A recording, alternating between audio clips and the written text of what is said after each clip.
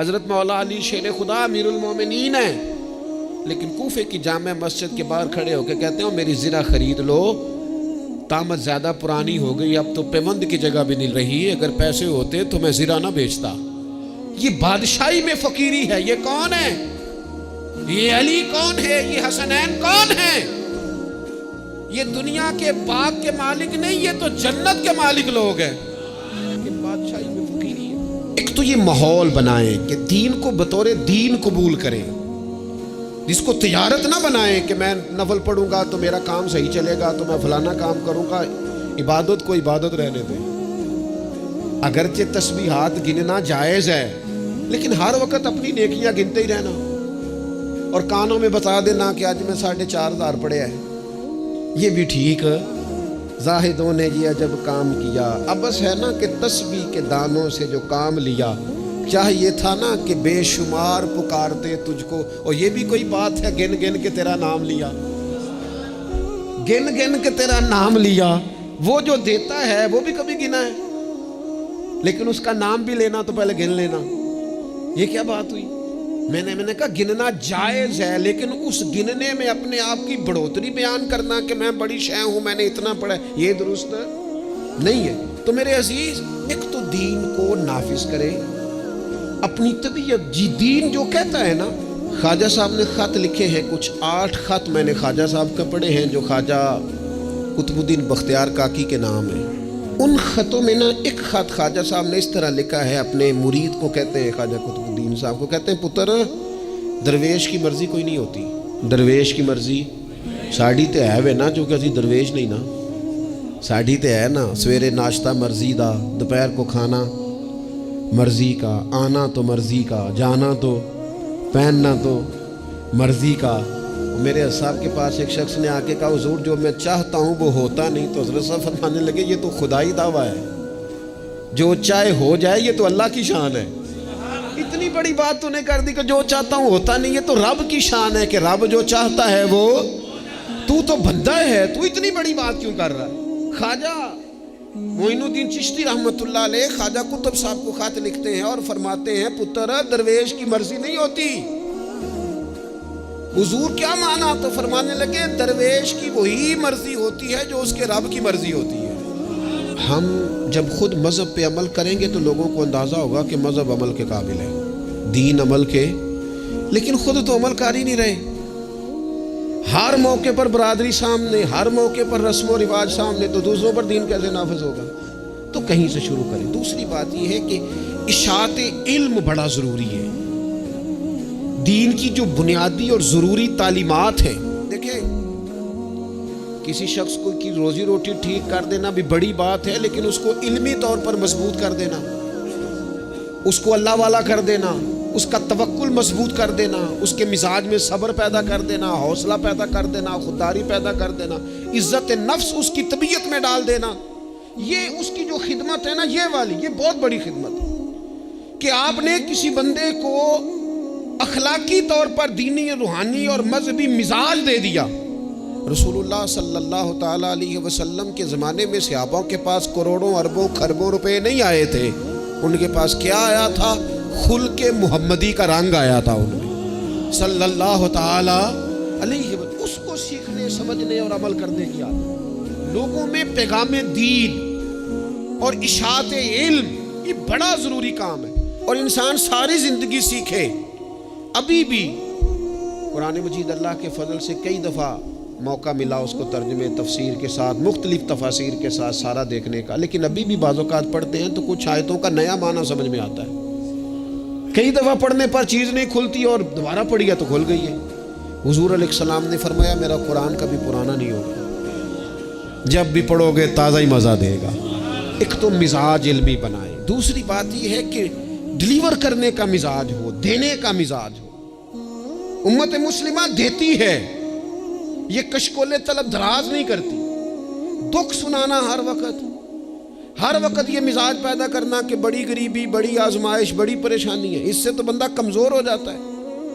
طبیعت اس طرح کی ہو کہ کوئی سیکھ لے، کوئی سمجھ لے، کوئی اس کے اندر چیز پیدا ہو جائے۔ اپنی خودی کو، خودداری کو بیدار رکھنا اور کسی کا نفع کرنے کی کوشش کرنا۔ حضرت عمر فاروق رضی اللہ تعالیٰ عنہ سفر کر رہے تھے، ایک بوڑھے کو بھیک مانگتے دیکھا، اسے پہچان لیا، فرمایا تو فلانا فلانا یہودی نہیں؟ یہودی۔ اس نے کہا میں وہی ہوں۔ فرمایا بھیک مانگ رہے ہو؟ کہنے لگا میں اسلامی حکومت کو جزیہ دیتا ہوں، لیکن اب بوڑھا ہو گیا ہوں، کمائی نہیں کر سکتا، تو جزیہ تو دینا ہوتا ہے نا، تو میں کچھ خیرات کٹھی کرتا ہوں، تو کچھ اپنے اخراجات دیکھتا ہوں اور کچھ میں جزیہ دیتا ہوں۔ تو حضرت عمر اس کو پکڑ کے لائے وزیر خزانہ کے پاس، فرمایا جب تک یہ بندہ ٹھیک تھا میں جزیہ دیتا تھا، اب جب تک یہ بیمار ہے اسلامی حکومت اسے ماننا، اس کے خرچہ دیا کرے گی۔ یہ امت تو دینے والی ہے، اس کو مانا خرچ ہم دیں گے۔ وہ شخص کہتا ہے ساری عمر جزیہ دیا تھا، قریب رہے تھے، وہ اثر نہیں ہوا، اور حضرت عمر کی یہ بات ایسی اثر کر گئی، میں نے کہا حضور یہودی بن کے ضرور میں نے خیرات لینی ہے، آپ میرا ہاتھ پکڑے نا، مجھے کلمہ پڑھائیں، ہم اس مسئلے کو ہی ختم کریں، یہ تفریق ہی ختم ہو۔ امت تو دیتی ہے، امت تو بانٹتی ہے، امت کے اندر تو جذبہ ہوتا ہے۔ ایک پیشہ برا ہے جوانوں، یاد رکھنا، ایک پیشہ برا ہے، اور وہ ہے کسی کے آگے ہاتھ پھیلانا۔ جو جھاڑو دے کے روزی کماتا ہے بڑی شان والا بندہ ہے، جو سویرے اٹھ کے ٹائم پہ منڈی جاتا ہے، پھل لاتا ہے، ریڑھی لگاتا ہے، وہ بادشاہ ہے، بادشاہ، اس لیے کہ اس نے ہاتھ نہیں پھیلایا، اس نے رب کی رحمت کا دروازہ کھٹکھٹایا۔ وہ بادشاہ آدمی ہے، اس نے احساس کے ساتھ اپنی ذمہ داریوں کا احساس کیا۔ بڑا مزہ آتا ہے جب شام کو بندہ اپنی دکان بند کرے اور پھر چھوٹے چھوٹے نوٹ گنے، اور پھر ان میں سے نا میں نے دیکھا ہے غریبوں کو، کہتے ہیں جی میں نا جی وہ جو 50 روپے روز دے رکھے ہیں اللہ دی رات دینے نے، اور پھر اس میں سے وہ تھوڑے سے جب بچا کے کہتا ہے نا کہ آج میں نا مطلب 4 پیسے زیادہ ہیں، آج گھر پھل بھی لے کے جانا ہے۔ وہ جو ذائقہ ہے اسے کبھی محسوس تو کرو۔ میرے رسول پاک علیہ السلام نے فرمایا سب سے بہترین کھانا وہ ہے جو اپنے ہاتھوں کی محنت سے تو کما کے کھاتا ہے، اور فرمایا اللہ کے نبی حضرت داؤد علیہ السلام اپنے ہاتھوں کی محنت کر کے کما کے کھایا کرتے۔ امت کی یہ ذمہ داری ہے کہ امت مشقت کا مزاج بنائے، طبیعت بنائے، مشقت کی ذہن بنائے۔ ہمارے ہاں تو اب جناب وہ جدوجہد کا شوق نہیں، طبیعت نہیں، پڑھنے لکھنے تک کو لوگ پر ٹھیک ہے، برکت سے سارا کچھ چل رہا ہے۔ چوتھی بات آپ کی خدمت میں یہ عرض کرنی ہے کہ امت اگر چاہتی ہے نا عروج پائے، تو پھر امت کو چاہیے کہ تھوڑا اتفاق کا بھی مزاج پیدا کرے۔ ہمارے ہاں نا فروعی مسائل میں بھی اتنا اختلاف ہے، اتنا رٹا ہے، کوئی بندہ دوسرے کو قبول کرنے کو تیار نہیں ہے، جھگڑا ہی جھگڑا، بحث ہی بحث۔ ایک گھر میں 4 لوگ رہتے ہیں اور چاروں کا مزاج مختلف ہے، چاروں کی پارٹیاں مختلف ہیں، چاروں کی سیاست مختلف ہے، چاروں کا مزاج مختلف۔ کسی خاندان میں اتفاق نہیں رہا، کسی قبیلے میں اتفاق نہیں رہا، کسی گروہ میں جماعتیں ٹوٹ پھوٹ کا شکار، تنظیمیں ٹوٹ پھوٹ کا شکار، ملکوں میں ماحول اتنا عجیب۔ یہ میرا وطن ہے پاکستان، جن لاکھوں لوگوں نے قربانیاں دی تھیں وہ پوچھتے ہیں اس لیے تمہیں وطن بنا کے دیا تھا؟ وہ جو ہجرت کر کے آتے رستے میں قتل کر دیے گئے تھے، وہ سوال تو کریں گے نا قیامت کے دن کہ یہ حال کیا تم نے وطن عزیز کا، یہ کیفیات تم نے کی لوگوں کی، کوئی حال ہی نہیں۔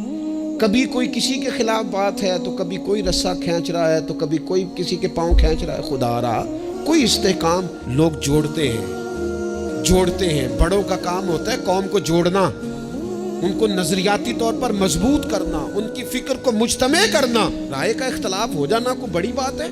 زندہ لوگوں میں اختلاف ہو جاتا ہے، زندے جب لوگ ہوتے ہیں تو ان کی رائے مختلف ہے، لیکن اپنی رائے کو دوسرے پہ مسلط کرنا، تھوڑا سننے کا بھی حوصلہ پیدا کریں تو کچھ اتفاق کا مزاج، کچھ تھوڑی دوسروں کی تعریف، کچھ تھوڑا کسی اور کو بھی قبول کر لینا، تھوڑا سا کسی اور کے بارے میں بھی کبھی اچھی رائے دے لینا، کبھی کہہ لینا کہ نہیں فلانا فلانا فلانا فلانا آدمی۔ جب لوگ بخیے ادھیڑ رہے ہوتے ہیں نا، فلانا بھی برا ہے، فلانا بھی برا ہے، فلانا بھی برا ہے، فلانا بھی برا ہے، تو میں اکثر کہتا ہوں یار تم نے اتنی جلدی کر دی سب کو برا کہنے کی، تمہیں پتہ نہیں لقد خلقنا الانسان فی احسن تقویم۔ رب کہتا ہے میں نے تو بڑا سونا انسان بنایا ہے اور تمہیں کسی میں اچھائی نظر نہیں آ رہی۔ اور امت وہ ہے جو رسول رحمت کی امت ہے، لیکن وہ چھوٹی چھوٹی باتیں، چھوٹی چھوٹی لڑائیاں، کچھ اتفاق۔ امت مسلمہ جب تک متفق نہیں ہوتی اپنی عزت کو کبھی بحال کر سکتی جب تک ان کا اور اتفاق چھوٹے چھوٹے ٹکڑوں میں امت کو بانٹ دیا گیا ہے، چھوٹی چھوٹی ریاستیں، چھوٹے چھوٹے گروہ، چھوٹے چھوٹے مفادات، جب تک یہ اتفاق نہیں پیدا کرتے اتنی دیر تک آگے بڑھا جا سکتا۔ پانچویں بات، جب تک مسافر منزل پر پہنچنے کی تڑپ نہیں نہ پیدا کرتا اتنی دیر تک منزل اس کے قریب نہیں آتی۔ اس امت کی منزل ہے کنتم خیر امت اخرجت للناس تأمرون بالمعروف وتنہون عن المنکر۔ اس امت کی منزل ہے دنیا کو خیر کا پیغام دینا، لوگوں کو برائی سے روکنا، اس کی منزل ہے۔ آپ سفر پہ جا رہے ہو نا جی، تو بندہ رستے میں قیام مختصر کرتا ہے، ضرورت کا کرتا ہے، اور بلا وجہ الجھاؤ نہیں پیدا کرتا۔ وہ کہتا ہے مجھے آگے بڑھنا ہے، مجھے کام کرنا ہے، آگے نکلنا ہے۔ وہ ادھر ادھر زیادہ وقت کا ضیاع نہیں کرتا، اس کو اپنے وقت پر پہنچنا ہے، اس کی کوشش ہوتی ہے کہ سفر جلدی ختم ہو۔ منزل مقصود جب لوگ طے کر لیتے ہیں تو پھر وہ جد و جہد کرتے ہیں کہ منزل ملے۔ منزل میں کیا کروں، کیسے عرض کروں؟ ہمارے ہاں لوگوں نے منزل کا تعین ہی نہیں کیا، منزل پیسے کو، شہرت کو، دولت کو بنایا۔ ہماری منزل تھی کہ ہم نے دنیا میں خیر پھیلانی ہے، ہم نے حق کی اذانیں دینی ہے، ہم نے لوگوں کو پیغام دینا ہے کہ اگر تم نے خیر سیکھنی ہے تو دروازہ رسول پہ آؤ صلی اللہ تعالی علیہ۔ لیکن ہمارا تو گھر کا جھگڑا ہی نہیں ختم ہو رہا، ذاتی رٹے ہی نہیں ختم ہو رہے، ہمارے اپنے روزمرہ کے مسائل نہیں ہمیں پیس کے رکھ، باہر نکلنے کو تیار ہی نہیں۔ بڑی سوچیں۔ اقبال کہنے لگے وائے ناکامی متائے کارواں جاتا رہا، اور کارواں کے دل سے احساس زیاں جاتا رہا۔ کہنے لگے مسئلہ تو یہ ہے کہ سارا کچھ لٹ گیا اور ہمیں احساس بھی نہیں کہ لٹ گیا، امت بکھر گئی، ٹوٹ گئی، اور احساس بھی نہیں کہ ٹوٹ گئی۔ کچھ کوشش، کچھ جد و جہد، کچھ آگے بڑھنا، کچھ ہمت کرنا، کچھ تھوڑا سا منزل کی طرف سفر کرنا کہ ہم اپنا جتنے لوگ آئے نا امت مسلمہ میں انہوں نے خیر میں اپنا حصہ ڈالا۔ حضرت صدیق اکبر، فاروق اعظم، عثمان غنی، مولا علی، سعد بن ابی وقاص، حضرت ابو عبیدہ بن جراح، جناب معاذ بن جبل، حسنین، کریمین، آگے آئیے حضرت عمر بن عبدالعزیز، امام بخاری، امام مسلم، امام ترمذی، امام اعظم، امام احمد بن حنبل، امام شافعی، اعلیٰ حضرت بریلوی۔ آپ دیکھیں لوگ اپنے اپنے دور میں اپنا حصہ ڈالا، وہ دین کا پیغام دور کے تقاضوں کے مطابق سناتے گئے۔ اگر وہ پیغام بغداد آیا تو غوث پاک نے ممبر سجا لیا، اگر وہ پیغام اجمیر آیا تو خواجہ معین الدین نے ممبر سجا لیا، اگر وہ پیغام پاک پتن آیا تو بابا فرید ممبر پہ بیٹھ گئے، دنیا کو اللہ اللہ سکھا دی۔ اگر وہ پیغام لاہور آیا تو سید حجویر مخدوم امم، گنج بخش فیض عالم، مظہر نور خدا، ناکسارا پیر کامل کامل آرا، رہنما وہ اذانیں دیتے رہے، اپنے اپنے حصے کی ڈیوٹی کرتے رہے۔ اب میری اور آپ کی باری آئی، سو کے وقت نہ گزار دینا، دیکھنا سوتے سوتے اسرائیل نہ آ جائے، دیکھنا کھانے پینے کے سفر میں ہی زندگی تمام نہ ہو جائے، دیکھ لینا پروگرام بناتے بناتے ہی سانسیں ٹوٹ نہ جائیں۔ اقبال تڑپ کے کہنے لگے، حضور کی بارگاہ میں کہنے لگے میری زندگی کا مقصد تیرے دی کی سرفرازی، میں اسی لیے مسلمان، میں اسی لیے مسلمان، میں اسی لیے مسلمان، میں اسی لیے نمازی۔ یہ سارا کچھ جو کچھ ہے یہ بلندی دین کے لیے، سر بلندی مذہب اسلام کے لیے۔ اپنے اندر جو کوئی کچھ کر سکتا ہے وہ جد و جہد پیدا کرے۔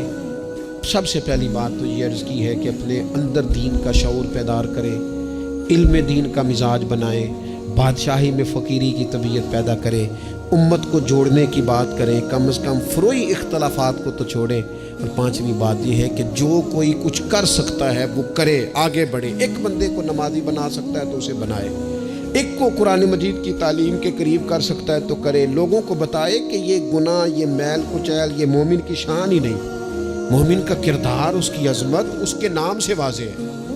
وہ حضور والے جو ہیں وہ تو لفظ سے واضح ہے کہ یہ کون لوگ ہیں۔